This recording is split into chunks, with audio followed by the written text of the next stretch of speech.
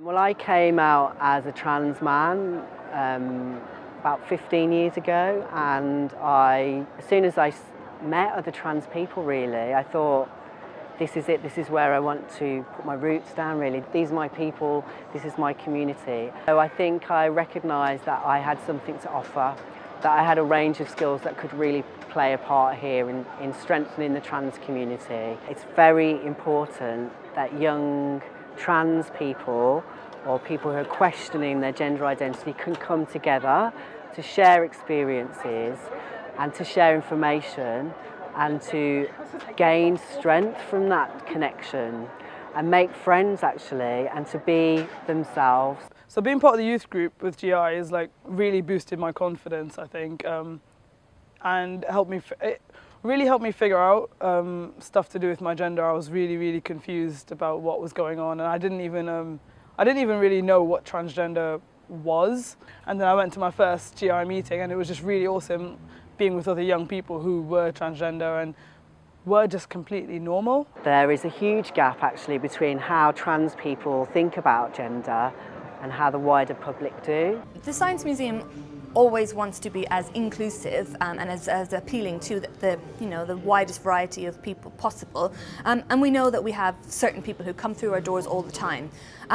But we know that that isn't enough, that we need to be doing engagement projects with other people who don't necessarily come, most of the time because they don't feel welcome, they don't feel that this is a place for them. For us, working with GI was an opportunity to explore our medical collection in a way that we've never done it before, but also find a way of speaking to an audience who may not feel that this place is for them. The Science Museum project was probably like the most exciting thing.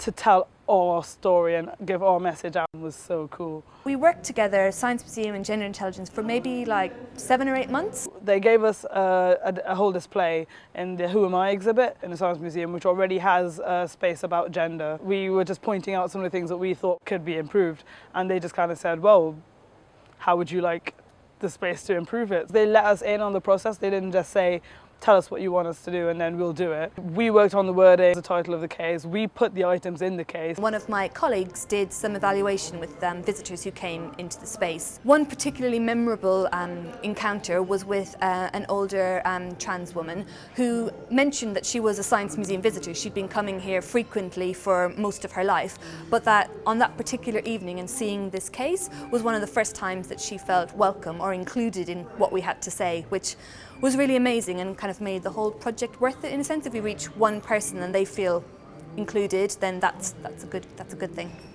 I made a lot of friends at GI and I gained a lot of confidence, and it opened up lots of pathways to do things like I would never have done puffball without GI. Puffball ultimately is a large-scale contemporary circus theatre show, a show that worked with young people who identify as lesbian, gay, bisexual or transgender or questioning.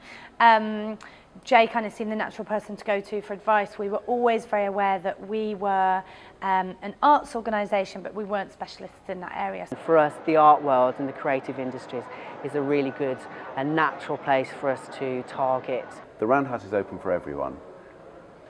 It doesn't mean, though, that all our staff, including myself, know how to work with everybody. Having Gendered Intelligence come and work with us at the Roundhouse meant that we've got some wonderful people just to kind of think through the issues that we might be facing in embracing all sorts of different people at different stages in their life.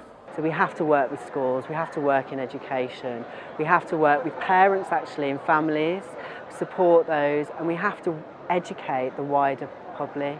And who's going to do that? Those young people coming through, those are the voices that need to be heard.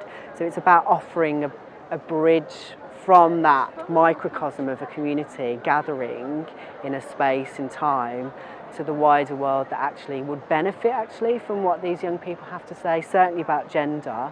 I went and did the training that they offer and realised how useful it was, so I then brought that back to our operations team and our HR team to say, I think it'd be really useful for us to offer this to all staff. Then the show was created and it opened in the Roundhouse main space, and then we took the show up to Cast in Doncaster and then took it to the Royal Exchange in Manchester. We also offered training to each of those places, trans training run by GI. I went into the session, or sessions, and I was a little bit nervous, to be honest. I could ask any question. I could be look a complete idiot to myself, but actually every question I asked was responded to with dignity, with thought and with care. At the end of a phone or at the end of an email, to be able to ask advice and kind of say, am I saying this right? Is it all right to say this? Is this how we should pitch this project to this community? And that there's no judgment. I had no idea about transgender people. One of my colleagues coming into the training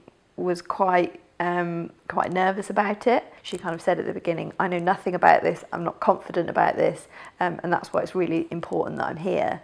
And then by the end of the training, she was able to say, you know, I actually have a trans person in my team, and now I feel confident to be able to work with them in the right way and to be able to support them in the right way. And so I've come out of this more than anything just feeling full of confidence that some of my instincts were right and that I'm doing the right thing. You can feel when an organisation has had good training. If I met a trans person now, I wouldn't have that embarrassing silence that I might have had prior to the course. We have core visions and missions and values that we have to embrace to fulfil our charitable status.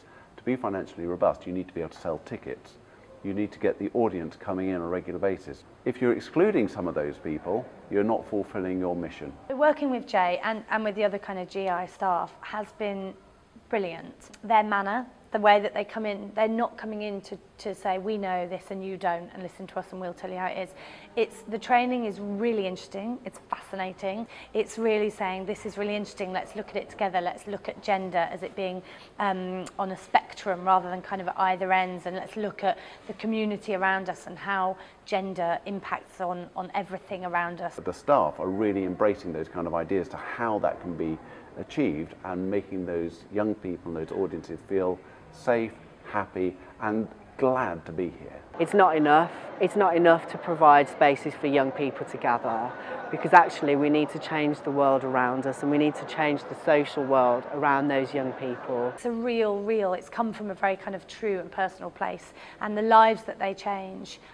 it's incredible, you know, and the young people that they work with, really, their lives are changed by GI, and certainly by the wider remit of GI being able to work with arts organisations or businesses, or you know, any organisation should kind of start to be thinking about having this, and it's really interesting and fun as well.